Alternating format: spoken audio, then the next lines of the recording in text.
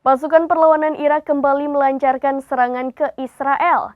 Pada Rabu 1 Mei 2024, mereka mengumumkan telah menyerang sasaran penting di Golan Suriah yang diduduki.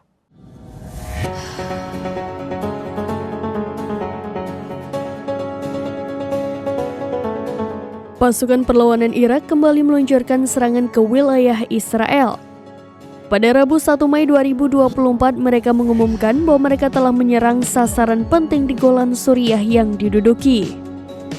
Dikutip dari Al-Mayadin, wilayah tersebut diserang menggunakan pesawat tak berawak.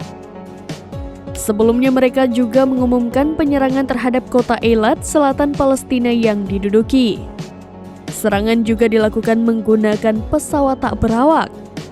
Namun tak dijelaskan secara rinci kerusakan yang ditimbulkan akibat drone Irak tersebut. Perlawanan Irak tegas mengatakan bahwa mereka akan terus menghancurkan benteng musuh. Langkah ini diambil sebagai kelanjutan dari pendekatan perlawanan yang mendukung rakyat Gaza. Selain itu, sebagai tanggapan atas pembantaian yang dilakukan entitas Israel terhadap warga sipil Palestina.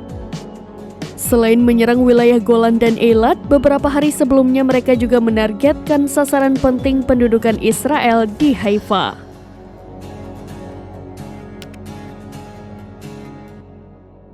Demikian informasi terkini, Syedaralun saksikan terus berita lainnya di kanal YouTube Serambi News, website dan Facebook serambinews.com.